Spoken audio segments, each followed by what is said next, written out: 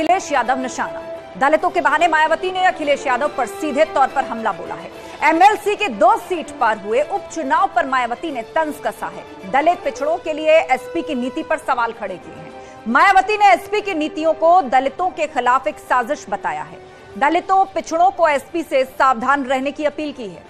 अल्पसंख्यक समुदाय को एसपी से बचकर रहने की अपील की है। तो वहीं बीजेपी ने भी अखिलेश यादव पर निशाना साधा और पूछा कि जब संख्या बल उनके साथ था ही नहीं तब एसपी ने अपने प्रत्याशी क्यों उतारे। अब जनता इन सब का जवाब देगी। तो सवाल वही, दलित पर सियासी कलेश, निशाने पर आए अखिलेश।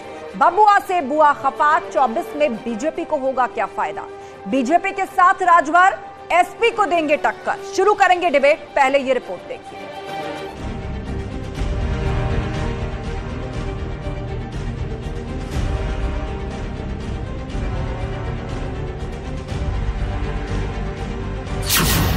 मायावती का टारगेट 24 का दलित दांव सेट।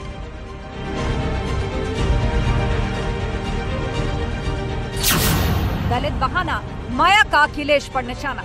प्रदेश की जनता का वोट अपराध को नहीं, अपराधी को नहीं, जातिवादी को नहीं, संप्रदायवादी को नहीं, समाजवादी को नहीं, प्रदेश की जनता का विश्वास विकास के साथ है। प्रदेश की जनता का वोट जो है वो भारतीय जनता पार्टी के साथ है।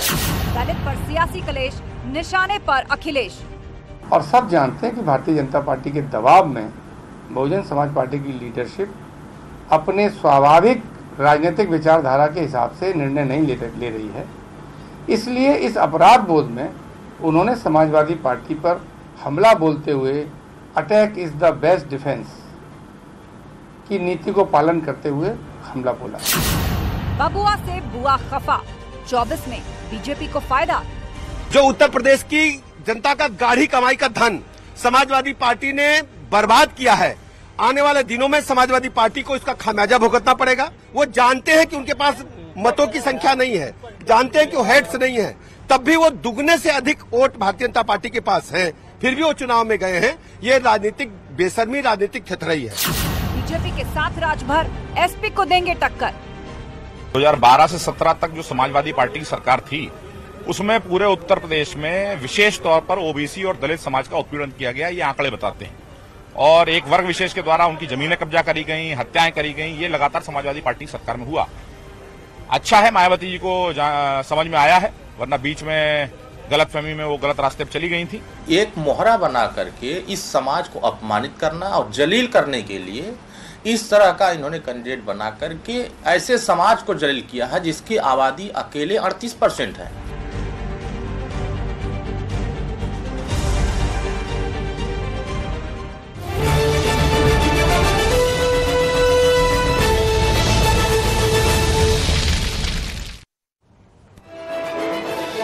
और अब वक्त है महाबहस के सवालों का। एक एक करके आपको दिखाते हैं आज तमाम पैनलिस्ट से हम कौन से सवाल पूछने जा रहे हैं। राउंड 1 में हम पूछेंगे मायावती की दलित सियासत, निशाने पर अखिलेश, सीधे तौर पर इशारा अखिलेश यादव की तरफ था। राउंड 2 में हम पूछेंगे बबुआ से बुआ है खफा, 24 में बीजेपी को फायदा। मायावती की इस नाराजगी या बीजेपी या समाजवादी पार्टी के विरोध में इस तरह का बयान क्या बीजेपी को फायदा पहुंचाएगा। और राउंड 3 में हम पूछेंगे बीजेपी के साथ राजभर, एसपी को देंगे टक्कर। वहीं ओपी राजभर भी क्या बीजेपी के साथ जाकर अब समाजवादी पार्टी के अगेंस्ट खड़े हो जाएंगे। तो 24 में इस लिहाज से सपा के लिए बड़ी दिक्कतें खड़ी हो सकती हैं। और चर्चा के लिए हमारे साथ गेस्ट पैनल जुड़ चुका है। हमारे साथ अनिला सिंह जी हैं, बीजेपी प्रवक्ता, दीपक रंजन जी हैं, प्रवक्ता समाजवादी पार्टी, जैनेन्द्र अर्कवंशी जी हैं, प्रवक्ता सुभाषपा, विजय मिश्रा जी भी जुड़ चुके हैं, नेता बसपा, और केशव देव मौर्य जी भी हमारे साथ हैं, अध्यक्ष हैं महान दल के। और थोड़ी देर में हमारे साथ जुड़ेंगे जो पूर्व में एसपी की सहयोगी भी रह चुकी है। तो चलिए चर्चा की शुरुआत करते हैं। और सबसे पहले हमारे साथ जुड़ गए हैं केशव देव मौर्य, अध्यक्ष महान दल। केशव देव मौर्य जी, ये बताइए, ओपी राजभर पहले से ही इशारा कर चुके हैं। हाल ही में आपने देखा जो दोनों सीटें थी उसमें समाजवादी पार्टी हार गई और उन्होंने इशारों में बताया कि क्रॉस वोटिंग हुई है और कह दिया आगे आप खुद समझदार हैं। मायावती दलित और ओबीसी को लेकर अखिलेश यादव पर निशाना साध रही हैं। तो 24 के लिए ऐसा लग रहा है कि विपक्षी खेमा तो बिखर गया उत्तर प्रदेश के अंदर, समाजवादी पार्टी अकेली खड़ी नजर आ रही है। आप भी सहयोगी रह चुके हैं।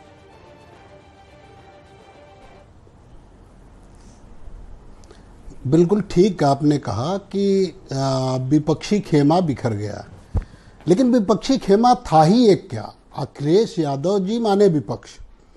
पुराने पिछले 2022 के चुनाव में कांग्रेस अलग थलग रही, कोई उन्होंने मदद, कांग्रेस ने, अखिलेश यादव ने कांग्रेस की मदद की कुछ सीटों पे, लेकिन कांग्रेस ने अखिलेश यादव जी की मदद कहीं नहीं की।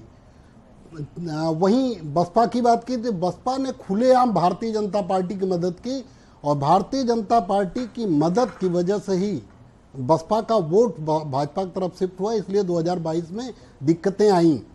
बाकी समाजवादी पार्टी को पहले से कई गुना ज्यादा वोट मिला, परसेंटेज वोट का बढ़ा। अभी जो उपचुनाव की बात 96 और रामपुर की स्वार सीट पर जिस बात की बात हो रही है, 96 में जब 2022 का चुनाव था, उस चुनाव में महानदल समाजवादी पार्टी के साथ था, ओम प्रकाश राजभर भी थे उस समय 2022 के गठबंधन, फिर भी समाजवादी पार्टी को केवल 31% के आसपास वोट मिला था। आज समाजवादी पार्टी को वोट मिला करीब 40% के ऊपर। पिछले उपचुनाव में 96 में जब मुख्य चुनाव हुआ था 2022 का, तब समाजवादी पार्टी को भाजपा ने 40-45 हजार वोट से हराया, अब केवल 9,000 से। इतनी बेईमानी होने के बावजूद इसका मतलब है समाजवादी पार्टी का ग्राफ बढ़ा है। भारतीय जनता पार्टी से, महंगाई से, बेरोजगारी से, पेट्रोल, लेकिन केशव देव मौर्य जी, आपको नहीं लगता कि 2022 में जब उत्तर प्रदेश के विधानसभा चुनाव हुए थे तो विपक्ष का एक गठबंधन नजर आ रहा था, उसमें महानदल भी साथ था, उसमें ओपी राजभर भी साथ थे, उसमें आरएलडी भी साथ में थी, समाजवादी पार्टी थी, आप लोगों ने एक बड़ा मोर्चा तैयार किया था, लेकिन 24 आने से पहले सबकी राहें अलग नजर आ रही हैं। अब देखिए, आरएलडी भी कह रही थी उपचुनाव के बाद कयास लगाए जा रहे हैं कि 2024 में वो कांग्रेस के साथ जा सकती है, और निकाय चुनाव में हमने देखा भी बहुत सी सीटों पर आरएलडी और एसपी की राहें अलग अलग थी।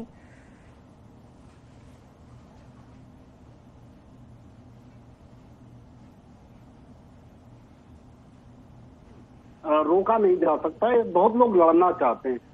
सभासद का चुनाव, नगर पालिका का चुनाव वो छोटा चुनाव था, लेकिन क्या जयंत जी की तरफ से कोई ऐसा बयान आया जैसे लगे कि उन्होंने गठबंधन तोड़ दिया?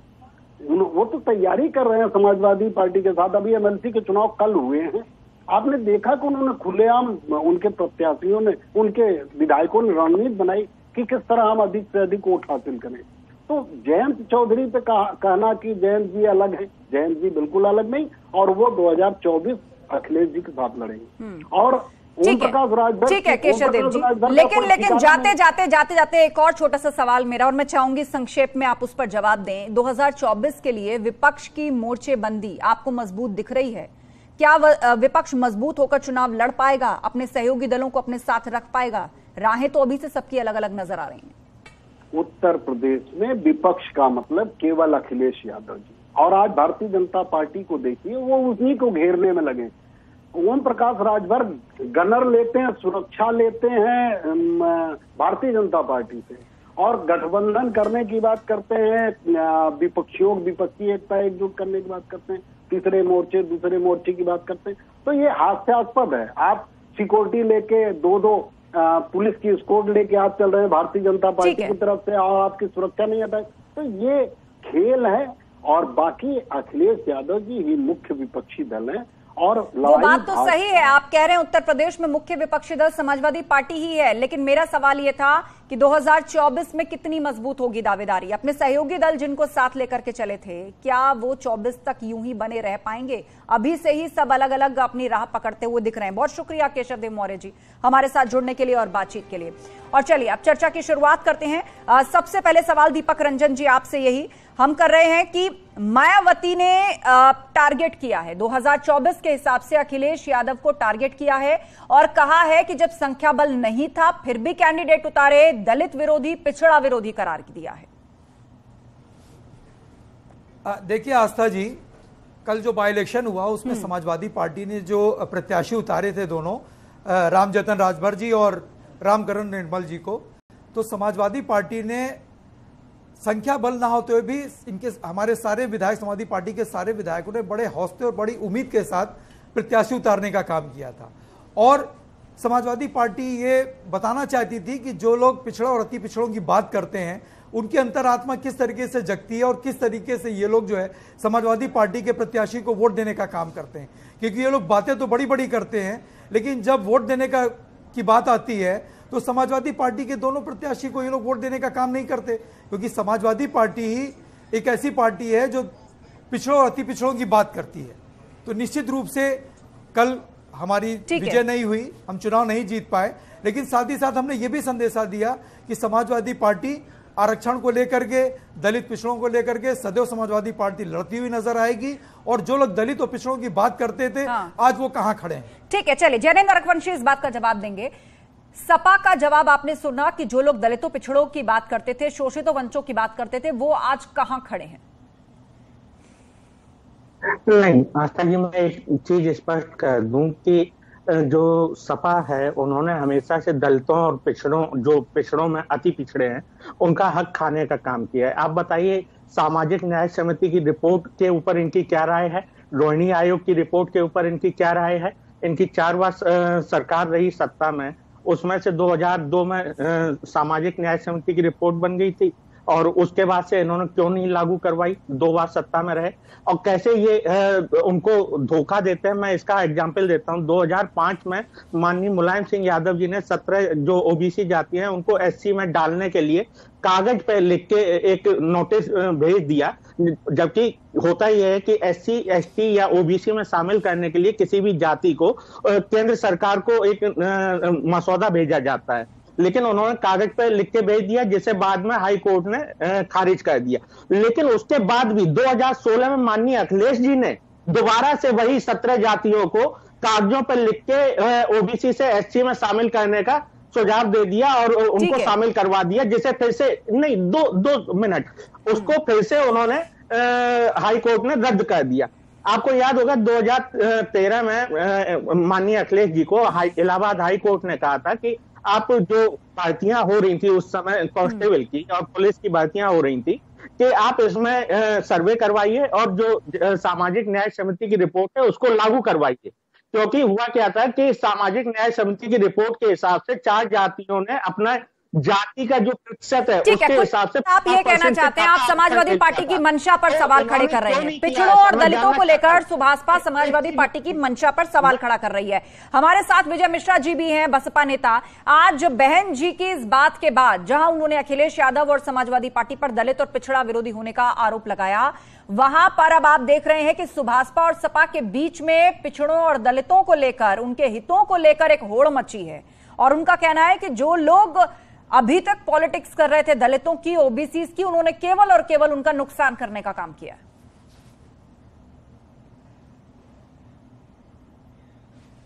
दलित और पिछड़ों के लिए भस्मासुर का काम कर रहे हैं। जिस पिछड़ी जाति ने उनको बनाया आज वो उन्हीं को भस्म करने पे लगे हैं। जब संख्या बल कम था लोग बहन जी को कहते हैं कि भाजपा मदद कर रही है। हमारी पार्टी समय क्यों बर्बाद करे? हम अपना समय क्षेत्र में जनता के बीच में लगाएंगे, लोगों से मिलेंगे। लेकिन अखिलेश यादव जिस तरह राजभर एक प्रत्याशी बनाए, दूसरे को बनाए, अरे भाई आप यादव ही बना सकते थे, लेकिन आपको पता था कि राजभर ओपी राजभर जी बहुत तेजी से चल रहे हैं। वो उनका एक होता नहीं मोरल डाउन करने का, उन्होंने दिखा दिया जितना राजभर की स्थिति क्या है आपके यहाँ। वो केवल एक उनका ये तरीका था दलित और पिछड़ों को स्थिति बताने के लिए उन्होंने प्रत्याशी खड़ा किया। और अखिलेश यादव को पता था कि हमारे प्रत्याशी हारेंगे, लेकिन उन्होंने उसके बाद भी इन जातियों को पूरी तरह अपमानित करने के लिए इन्होंने उनको प्रत्याशी बनाया। और जातियां इनके पास थी, बहुत सारे लोग इनके पास हैं, उनको प्रत्याशी बना देते ये। लेकिन इन्हीं 2 जातियों को बनाकर इन्होंने एक जो संदेश दिया कि हमारे यहाँ इनकी कोई वैल्यू नहीं है, ये चाहे जितना लड़े इनको हारना ही है। ठीक है, हमारे साथ एसएन सिंह जी जुड़ गए हैं, बीजेपी प्रवक्ता। स्वागत है आपका एसएन सिंह जी। कहा यह जा रहा है कि बीजेपी के लिए तो बहुत फायदेमंद स्थिति है। देखिए, ओपी राजभर आ गए आपके पाले में, बहन जी ने समाजवादी पार्टी और अखिलेश यादव को घेर लिया दलितों और ओबीसी को लेकर। तो 24 के लिए अभी से समझ में आ रहा है कि लग रहा है कि बुआ जी नाराज हैं। देखिए, निश्चित तौर पे 2022 का जब रिजल्ट आया तभी पता चल गया कि प्रदेश की जनता का मूड क्या है। प्रदेश की जनता अपराधियों के साथ नहीं जाना चाहती है, तुष्टीकरण की राजनीति के साथ नहीं जाना चाहती है। जो क्षेत्रवाद, जातिवाद, अपहरणवाद को फैला है उनको नकार चुकी है। और 17, 19, 22 लगातार चुनाव परिणाम बता रहे हैं कि जनता का मूड क्या है। जनता भारतीय जनता पार्टी के विकासवाद और राष्ट्रवाद को अपनाना चाहती है। मुझे लगता है कि अखिलेश यादव जी के कल के बयान को देख लीजिए, उसके एक दिन पहले के बयान को देख लीजिए। कहते हैं कि नेमी सारण से हम संगठन की बैठक करेंगे। अरे भाई, नेमी सारण में भी पत्थर को पूजा जाता है। पत्थर को तो आप कहते हैं कि ये तो केवल हिंदू लोग पूजते हैं। काशी में भी पत्थर को पूजा जाता है, जहां कहते हैं कि अंतिम समय में भी लोग जाते हैं। और भगवान राम के जो भक्त होते हैं उन पे गोली चलाने का कार्य करते। तो ये देवभूमि है, पुण्य भूमि है, कर्म भूमि है। यहाँ सभी लोग भारतीय जनता पार्टी को मान रहे हैं, क्योंकि भारतीय जनता पार्टी ने जो विकास के काम किए, जो राशन शासन देने का कार्य किया, मुझे लगता है कि ये गरीब को आवास चाहिए, बिजली चाहिए, पानी चाहिए, सड़क चाहिए। आप विकास योजनाओं को लेकर मैदान में हैं, हमेशा से इस बात को दोहराते हैं, आज फिर उस बात को कह रहे हैं। लेकिन दलित पॉलिटिक्स को लेकर जो सियासी कलेश मचा है, उसी से जुड़ा हमारा अगला सवाल है। राउंड 2 में हम तमाम पैनलिस्ट से सवाल पूछने जा रहे हैं और सवाल ये कि बबुआ से बुआ है खफात, तो क्या 24 में बीजेपी को होगा इसका फायदा? दीपक रंजन जी, सवाल आपसे सीधा यही। देखिए, अभी भारतीय जनता पार्टी के प्रवक्ता बता रहे थे हमको हिंदू होने का सर्टिफिकेट इनसे नहीं लेना है, और हम किस मंदिर में जाकर के हम पूजा करते हैं, कहाँ नहीं जाते, ये हमारा अधिकार है। अगर हमारे राष्ट्रीय अध्यक्ष जितनी बड़ी धर्मस्थली है नैमिष, अगर वहाँ जा रहे हैं, 2 दिन का शिविर लग रहा है, अगर वो वहाँ पहुँच करके जिन लोगों ने आयोजन करता है, अगर उन्होंने वो स्थान तय किया है, तो उसमें इन्हें क्या दिक्कत हो रही है? इनको क्या उसमें बुराई नजर आ रही है? नहीं, हमें दिक्कत नहीं, हम याद दिलाना चाह रहे थे। नहीं, हमें कोई दिक्कत नहीं, हम याद दिलाना चाहते थे कि जो लोग भगवान को नहीं मानते हैं, भारतीय जनता पार्टी ने ऐसे विकास का कार्य किया कि वो भगवान को मानने लगे। जो लोग सिर्फ अपराधियों का साथ देते थे, विकास को रोकने का कार्य करते थे, हत्या और अपहरण करते थे, उनका भी आज विकास हो गया। हम उस विकास की बात कर रहे हैं, हम सकारात्मक सोच की बात कर रहे हैं कि कैसा परिवर्तन हम लोग बड़े हो गया। समाजवादी पार्टी जैसे लोग नकारात्मक सोच वाले आप लोग नहीं तो एक एक करके बोलिए, नकारात्मक सोच के लोग। नहीं, एक एक करके बोलिए। मैं रोकना चाहूंगी आप दोनों को, मैं रोकना चाहूंगी आप दोनों एक एक करके बोलिए। दीपक रंजन जी 20 सेकंड अपनी बात खत्म कीजिए, उसके बाद एसएन सिंह जवाब देंगे। दीपक रंजन जी, मैंने पूरी तरीके से एसएन सिंह साहब की बात सुनी, लेकिन ठीक है, बोलिए। 20 सेकंड आपके, उसके बाद एसएन सिंह जी जवाब देंगे। नकारात्मक का नहीं, आपका जो सवाल था, मैं विजय मिश्रा जी की बात का मैं जवाब देना चाहता हूं कि विजय मिश्रा जी ने अभी कहा कि दलित हितैषी कौन है। अगर ये इतने बड़े दलित हितैषी थे तो आज इस कल के चुनाव में ये किनारे क्यों रहे? ये दलित समाज के उसको रामकरण निर्मल को इनको वोट दे देना चाहिए था, इन्होंने क्यों नहीं वोट देने का काम किया? समाजवादी पार्टी जब एक दलित समाज को, और जब अभी 28 तारीख को संसद भवन का जब उद्घाटन हुआ, तो उस टाइम एक दलित महिला जो राष्ट्रपति हैं, जब उनको भारत सरकार ने बुलाने का काम नहीं किया, तो ये किसके साथ खड़े दिखे? आज ये किसके साथ खड़े दिख रहे हैं? बहुजन समाज को लोग, ये पूरी देश। ठीक है दीपक जी, 20 सेकंड पूरे। अब एसएन सिंह जी जवाब देंगे और उसके बाद जो विजय मिश्रा जी से आपने सवाल पूछा, फिर हम विजय मिश्रा जी का रुख करेंगे। एसएन सिंह जी, दीपक जी को बड़े प्रेम से कहना चाहते हैं कि भारतीय जनता पार्टी ने प्रदेश में ऐसा विकास किया, ऐसा कॉरिडोर बनवाया, ऐसे भव्य दिव्य कुंभ का आयोजन किया कि समाजवादी पार्टी के मन में विचलन होने लगा। अब वो एमवाई फैक्टर के साथ जाएं, हिंदू के साथ जाएं, मुस्लिम के साथ जाएं, जो तुष्टीकरण की राजनीति, उसमें बहुत सारे बदलाव आने लगे। और एक राजनीतिक पार्टी का प्रवक्ता होने के नाते जायज सवाल पूछने का हमारा हक है कि जो लोग राम भक्तों पर गोली चलाते हैं, जो कहते हैं कि हम पत्थर तो केवल हिंदू पत्थर पूज कर ऐसे करते हैं, काशी में अंतिम समय में जाते हैं, निश्चित तौर पे उनसे पूछा जाएगा कि ऐसा हृदय परिवर्तन क्यों हो रहा है? क्या आपको सत्ता के नाते ऐसा हो रहा, या वास्तविक साधु है या कालनेमी साधु है? वास्तविक साधु जो होता है वो तो हमेशा शुद्ध विचार का रहता है, अच्छे आचार विचार होते हैं, अच्छा कार्य करता है। लेकिन आप लोग क्या करते हैं? मुख्तार अंसारी के साथ खड़े हो जाते हैं, मुजफ्फरनगर के दंगे होते हैं तो एक धर्म के साथ खड़े हो जाते हैं, और अपराधियों को छोड़ना, उनके लिए रोना, उनके साथ खड़ा होना, इस तरह का कार्य करते हैं। विजय मिश्रा, विजय मिश्रा जी, जैनेंद्र जी, विजय मिश्रा जी के बाद आपका रुख करेंगे हम। बोलिए विजय जी। दलित प्रेम की बात जहां करते हैं, जिस दिन इनकी सरकार बनी थी उस समय सबसे पहले इनका पहला काम हुआ था अंबेडकर मैदान में भीमराव अंबेडकर साहब की मूर्ति तोड़ना। जब इनका सदन चला तो इन्होंने अनुसूचित जात के प्रमोशन के आरक्षण को खत्म करने का काम किया। ये पूरी तरह दलितों का नुकसान करने में लगे रहते हैं। आज ये कहते हैं मायावती जी द्रौपदी मुर्मू के मामले में नहीं बोली, जब साफ साफ बात पूरी दुनिया कह रही है जो भवन को बनाया है उद्घाटन वही करेगा, तो हम जबरदस्ती उसमें क्यों टीका टिप्पणी करें? बहन जी ने बहुत सारे पार्क बनाए हैं और उसके बाद उद्घाटन तो वही करेंगी।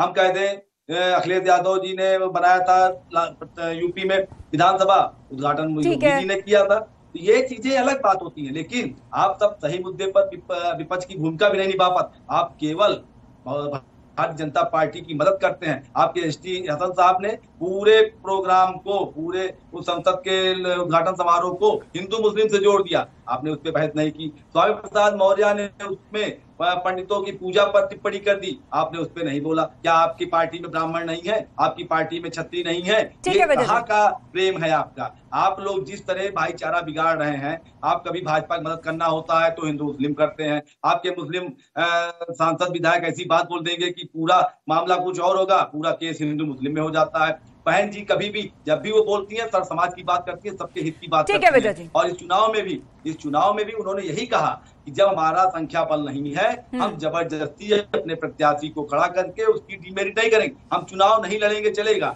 लेकिन चलिए ठीक है, आपने अपनी तरफ से अपना पक्ष साफ किया और समाजवादी पार्टी और अखिलेश यादव पर बहन जी ने सवाल उठाया और कहा जब संख्या बल नहीं था तो आखिर क्यों अपने कैंडिडेट्स उतारे, और इसीलिए दलित विरोधी और पिछड़ा विरोधी की बात सामने आई। और आप तीसरा सवाल आप सभी के सामने रखने जा रहे हैं। जैनेंद्र जी बहुत देर से हाथ उठा रहे हैं। इस सवाल के जवाब के लिए सबसे पहले हम जैनेंद्र जी के पास ही आएंगे और सवाल यह है कि क्या बीजेपी के साथ राजभर एसपी को देंगे टक्कर? अब जैनेंद्र जी, सवाल यही उठ रहा है कि क्रॉस वोटिंग की बात है और हंसते हंसते इशारा भी कर गए ओपी राजभर, बीजेपी के दोनों कैंडिडेट जीत गए, तो क्या 24 में भी ये साथ ऐसे ही बना रहेगा और समाजवादी पार्टी को टक्कर दी जाएगी आपकी तरफ से? नहीं, हमसे वोट मांगा ही नहीं गया एमएलसी इलेक्शन के लिए किसी पार्टी द्वारा। जिन्होंने हमसे वोट मांगा हमने उनकी तरफ वोट किया। हमारी अपेक्षा थी कि देखिए, चुनावों में जो कैंडिडेट खड़ा होता है, कैंडिडेट तो द्वारे द्वारे जाता है, सबके पास जाता है कि हाँ मुझे वोट दीजिए। लेकिन यहाँ पे जो जरूरत थी वो थी कि राष्ट्रीय अध्यक्ष उनके माननीय अखिलेश जी आते या फोन कर देते कि हाँ हमारे कैंडिडेट को वोट दीजिए। आपको याद होगा पिछले साल अगस्त में भी जब चुनाव हुए थे एमएलसी इलेक्शन के, अखिलेश जी ने क्या कहा था कि हमारे पास 200 सीटें नहीं है तो हम अपना कैंडिडेट खड़ा नहीं करेंगे। क्यों कहा था उन्होंने?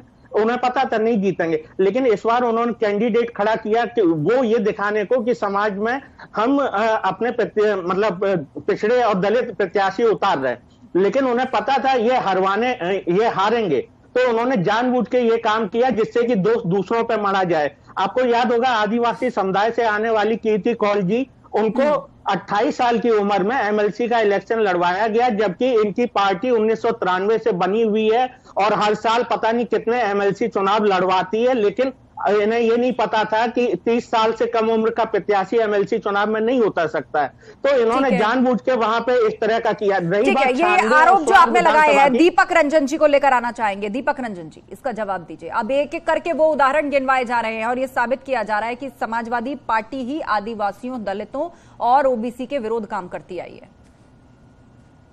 देखिए, सुभाषपा के जैनेंद्र जी जो बात कर रहे हैं कि इनके पास कोई आया नहीं, इनसे किसी ने बात नहीं की, ये गलत बता रही है। इनके पास लोगों ने इनसे संपर्क करने का काम किया था। और जब राजभर समाज की बात करते हैं, इनके ओम प्रकाश राजभर जी, ये राजभर समाज को हक और न्याय और हकूक की बात करते हैं, तो जब आज राजभर समाज से एक प्रत्याशी अगर था एमएलसी के चुनाव में, तो इनकी अंतरात्मा कहां चली गई थी? इन्होंने उसको वोट देने का काम क्यों नहीं किया? और फिर जिसकी गाड़ी में बैठ करके गए, फिर ये क्यों उनकी गाड़ी में बैठ करके गए? अगर इनको अपने अंतरात्मा से वोट देना था तो ये स्वयं जाते और जिसको भी इनको वोट देना था ये वोट देने का काम करते। बाहर निकल करके इन्होंने क्या दर्शाया, जिस तरीके से ये मंत्री के सामने आवाज उठाई जाए। आपने कितनी बार कहा कि जातिगत जनगणना के अलावा जो सामाजिक न्याय समिति की रिपोर्ट है लागू होनी चाहिए, आपने एक भी बार सदन में आवाज उठाई? नहीं उठाई। आप कितने दलितों और जाति जनगणना की अगर बात किसी ने उठाई तो हाईकोर्ट के आदेश देने के बाद भी आपने वो काम नहीं किया जिसके लिए अदालत ने बोला था कि आप सर्वे करवा के भर्तियां कीजिए, न कि किसी जाति से सारे पदों को भर दीजिए। अब मुझे बताइए, आपके समय में एक ही जाति से सारे पदों को करके बात रखिए आप दोनों, जो अति पिछड़े हैं उनके हक को मार दिया गया। मैं आपको बताता हूँ कितनी भर्तियों पर इलाहाबाद हाई कोर्ट ने रोक लगाई है 2011 से 2015 के बीच में। आप एक तरफ जाते हो किसी दूसरे पार्टी की गाड़ी में और आप बात करते हो विपक्षी एकता की। महाराज हमसे ज्यादा तो चोरी बात क्यों करती है? एक मिनट आपस में मत लड़िए आप लोग, आपस में मत लड़िए, शांत हो जाइए जैनेंद्र जी शांत हो जाइए। ठीक है दीपक जी आपने बातें रखी, आपने सुभाषपा पर आरोप लगाया, सुभाषपा पर आरोप लगा रही, लेकिन ये तो बात सच है ना, जब गठबंधन टूटा था आपका और सुभाषपा का, तब भी यही हुआ था कि एक चिट्ठी जारी कर दी गई थी सपा की तरफ से, और तब भी ओपी राजभर यही कह रहे थे ना तो हमारा फोन उठाते हैं, ना ही हमें सहयोगी दलों की बैठक में इनवाइट करते हैं, और ना ही कोई कम्युनिकेशन होता है। नहीं तो ये अपना स्टैंड क्लियर करें ना कि किधर मैं आ रही हूं ऐसे करते हैं और गाड़ी में बैठ के वोट किसी और को देने जाते हैं। ये विपक्षी एकता की बात इनके ओम प्रकाश अध्यक्ष करते हैं, और वोट डालने किसी और की गाड़ी में जाते हैं, और विक्ट्री का साइन किसी और के लिए बनाते हैं, ये जिताने का काम किसी और पार्टी को करते हैं, ये फिर विपक्षी एकता की बात क्यों करते हैं? अपना स्टैंड क्लियर करेंगे। ठीक है, जिन दो प्रत्याशियों के पक्ष में हमारी पार्टी ने वोटिंग की, वही दोनों प्रत्याशी जीते हैं, तो विक्ट्री का साइन ही बनाया जाएगा। ऐसे सिंह कुछ कहना चाह रहे हैं, आप दोनों ने अपनी अपनी बात रख दी है, दीपक रंजन जी और जैनेंद्र आगवंशी जी, आप दोनों शांत हो जाइए, आप दोनों ने अपनी अपनी बात रख दी है। एसएन सिंह कुछ कहना चाह रहे हैं, आप दोनों ने बात रख दी, बोलिए। आस्था जी, आप तो इन लोगों को गणित आती नहीं है, 114 ज्यादा होता है या 272 ज्यादा होता है? अगर गणित आती तो पता होता कि भारतीय जनता पार्टी के संख्या बल ज्यादा है, वो चुनाव जीत जाएंगे, पहली बात। दूसरा डिबेट हो रहा है द्रौपदी मुर्मू जी को लेकर, समाजवादी पार्टी के लोगों ने सवाल उठाया। मैं कह रहा हूं दलितों का सबसे ज्यादा शोषण किसके शासन कालखंड में हुआ? समाजवादी पार्टी के शासन काल में। और जब बहन मायावती जी आपसे सटी तो गेस्ट हाउस जैसा कांड हो गया। तीसरा आप देख लीजिए, अरे सुन लीजिए, मैंने बोला नहीं। तीसरा द्रौपदी मुर्मू जी अभी चुनाव लड़ रही थी, उस समय भी द्रौपदी मुर्मू जी थी, उस समय भी दलित थी, उस समय भी महिला थी, उस समय भी आदिवासी थी। दलित को, महिला को, आदिवासी को के पक्ष में वोट नहीं करना, उसके विरोध में वोट करना, और क्या प्रदेश और देश की जनता ने नहीं देखा? क्या आपके असली जवाब सुन लीजिए। एसएन सिंह चुपचाप सुन रहे थे जब आप अपनी बात रख रहे थे, जवाब सुन लीजिए। 28 तारीख को संसद भवन का उद्घाटन। भाई मैं कह रहा हूँ द्रौपदी मुर्मू जी से अगर आपको, अरे मैं जवाब दे रहा हूँ, आप सुनेंगे तभी तो। दीपक रंजन जी, आपको पूरा समय मिला, एसएन सिंह नहीं बीच में बोले, अब आप एसएन सिंह को बात रखने दीजिए, उसके बाद मैं अलग से समय दे दूंगी आपको, मैं अलग से 10 सेकंड दे दूंगी आपको। दीपक रंजन जी, एक बार एसएन सिंह जी की बात पूरी होने दीजिए, बोलिए एसएन सिंह जी। आस्था जी, क्या होता है समाजवादी पार्टी डिबेट में भी हारते दिख जाती है। मैं इनको कहता हूं द्रौपदी मुर्मू जी को लेकर अभी ये बात समाजवादी पार्टी के लोग कर रहे थे।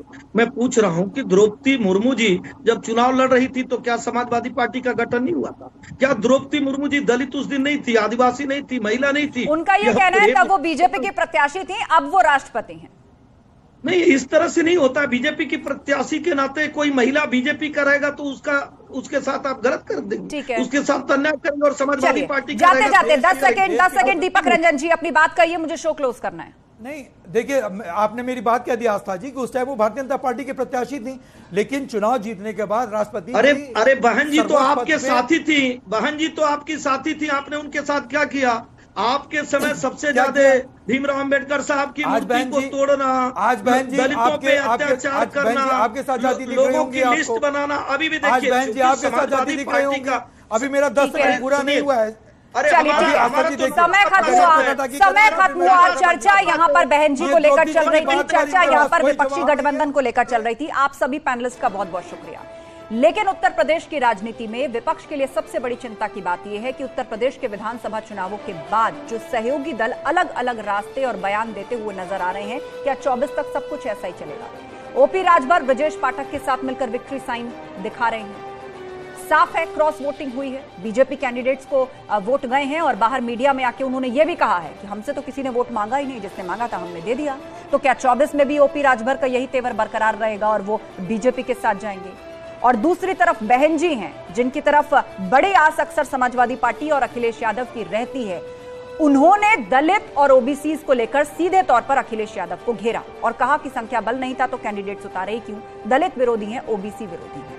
तो सवाल यही है कि 24 के लिए विपक्ष में अगर सरकार के विरोध में कोई मोर्चेबंदी होती है तो अभी से सबकी राहें पृथक नजर आ रही हैं। मजबूत विपक्ष नहीं होगा तो उत्तर प्रदेश में जो 80 में से 80 सीटों का टारगेट बीजेपी लेकर चल रही है उसको कैसे नुकसान पहुंचा पाएगा विपक्ष? महाबहस में इतना ही। खबरों का सिलसिला